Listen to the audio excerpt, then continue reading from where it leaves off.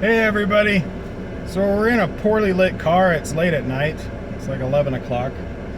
And we just saw Bourne, Jason Bourne. We did. Now, it's my second time seeing it. My first. His first. I almost didn't want to watch it again, But I made him. but I went because he wanted to see it. And I didn't give him a choice. Well, that and we got to hang out for a few hours. And We did. so That was nice. That was nice. But I'm going to turn this off. So, the second time around, I got to say it was a little better. I'm glad you enjoyed it the second time. Yeah. Except for the people that were talking to my right. Well, you know, that's why some people say they should build borders. But No. that's besides the point. But the thing is, even on the second time, I think Paul Greengrass is a good director in that he knows how to set up a scene. He knows how to treat the actors. He knows how to direct a movie. But he doesn't know what to do with the camera. And it drives me crazy. Because he's shaking the camera so fucking much. It's like... It's driving me insane. Just watching the scenes. During the two car chases. Right? I liked the car chases. They were For the good. stuff that I could catch. And they did a lot of great practical effects. Like especially in the second one. Oh, They did a goodness. lot of great practical effects. But the camera was moving so much and they were quick cutting so much.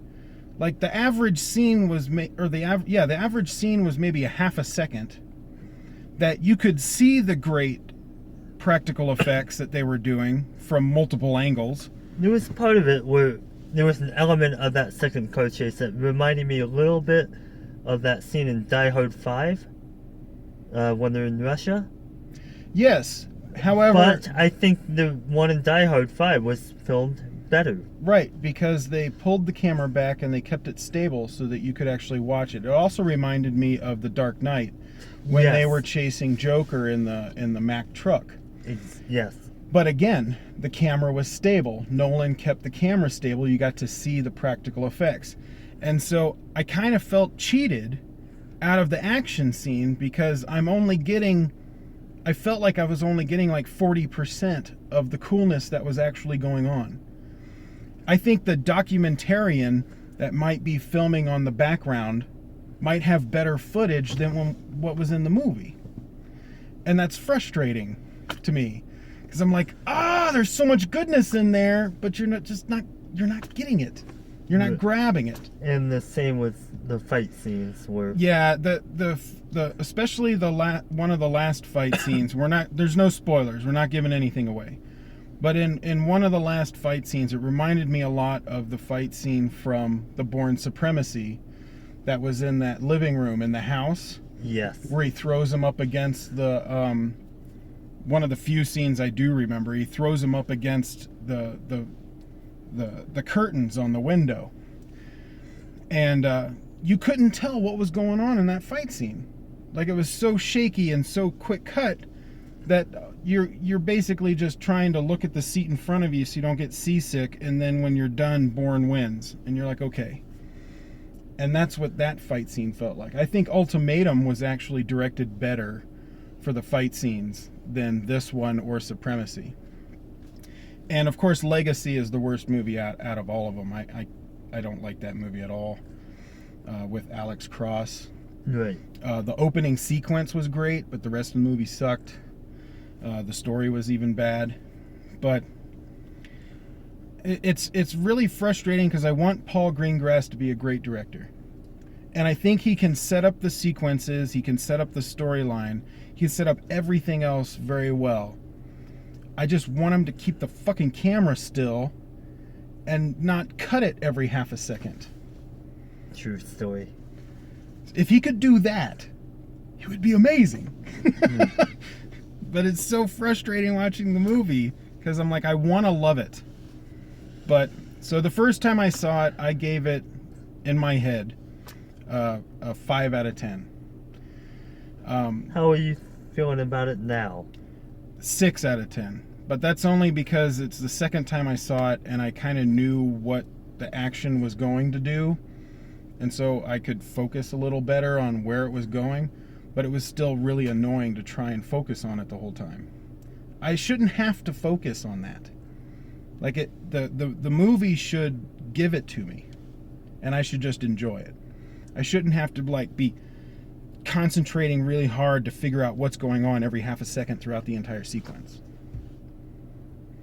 I had to do that both times, but I was able to do it better the second time around because I knew what was going to happen. And I was able to follow it pretty well throughout it for the first time watching it. I didn't have a problem keeping up with it. I do wish the camera had been a little more steady throughout. But do you think you got the full effect of all of the practical effects and the fight sequences that were in the scenes? No, I never feel that whenever they quick cut Yeah. and it's a incredibly shaky camera. And so that's one of the frustrating things for me And is you I miss feel out on like the choreography. yeah, I feel like if you just even if you used a floating handheld or a steady cam and you just pulled back half a foot, that I would have gotten so much more out of the scenes than what I did.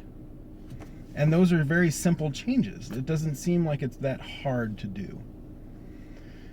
The reason for quick cuts and shaky cam is to hide bad acting and bad action. But the thing is, they have good action. It's also to heighten the feeling of what's going on because you don't see what's happening, and if you're in a fight, you might not catch everything. You're not looking at it from 5 feet back. Right. You're right in the middle of it, and sometimes that's their intention. They want you to feel like you're right in the middle of it. What's going on? I'm a little disoriented and confused. Right, but as a viewer, I'm not in the fight. I'm watching it. I don't want to feel confused. I want to feel entertained that I'm watching a good sequence. I agree with you, but that's their logic, I think. Sometimes for doing it, I think it's overplayed. Well, nowadays. I think Doug Liman, who directed Bourne Identity, was the best director out of all of the Bourne movies.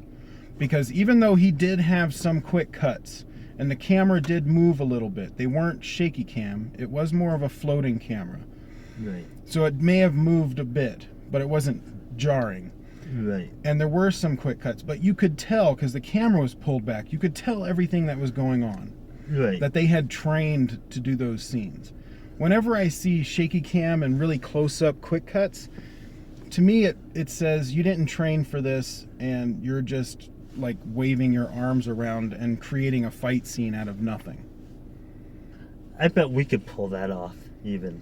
Yeah, we could. And I could direct a really bad shaky cam fight scene and where you would even win. I can flail my arms around like a pro. So I will give it a 6 out of 10. It's still a decent movie. It's better than Legacy. It's still a decent action movie. But the shaky cam and the quick cuts are so frustrating to me that I don't want to watch it again. I'll give it a 7 out of 10. I still appreciate the storyline overall. But I've watched all the other Bourne movies and I'm kind of invested in the character. Yeah. So well, and you pointed out they've got 2 more movies coming. They have potential for it to really, if they do it well, hit a home run. Now, that was another reason why I was giving it like a 6 out of 10, is that the storyline really did try to set up a sequel. It didn't have a self-contained story. They had one thing that they solved. But other than that, everything else was like a passing of the torch or a setting up for future movies thing. Where if you're going to... Personally, I think if you're going to do a sequel to a movie, you give a little tidbit of something that could be resolved in later movies. But your movie you're making should still be self-contained. Yeah, look at the way that Back to the Future 2 ended. It left on a huge cliffhanger Yeah. that they had to resolve in a third movie. And at the end of the movie, they But- said to be continued in Back to the Future 3. Like, they gave it to you in the movie that they Well- already were doing that. They said that in the end of Back to the Future 1 too, and they didn't know they were doing it. Yeah. They just said that one as a joke. Yeah. But this one, they know they have 2 more movies coming as well. But as the viewer, we don't, unless we're reading the news. Well, as a viewer, if you don't know that, that's on you. No, it should still be. The story should still be a good self-contained movie. I think the whole thing they did with the social media storyline dragged the rest of the movie down without giving a real reason of why there should be a sequel. It did, but given the world that we live in today, I feel like it helps connect us in a way. Oh, I understand that because They were trying this is to actually happening. They were trying to push on that in the movie, where you had the younger characters who were saying, "This is the world I live in." Which Yeah, I'm okay with. I'll give that some grace and let that slide, because I feel like that's one way they're trying to draw us in, to help understand and connect with the world of Jason Bourne. all right. Well, I'm still gonna stick with 6 out of 10. The shaky cam thing pisses me off because I can see it's like, to me, it feels like 40% of a great movie. Every time I watch those action sequences, I'm like, I'm looking at 40% of a really great action movie. And I want to see at least 80% of a really great action movie. And I'm getting half of what I would love to see. So, I'll stick with 6. You've got 7. I got 7. You Wait. guys tell me what you think. Did you like it? Did you hate it? Did you love it? What is your score? Comment below and let us know. Like, share, subscribe. Tell your friends. And I will see you on the next video. Man, my face is really dark.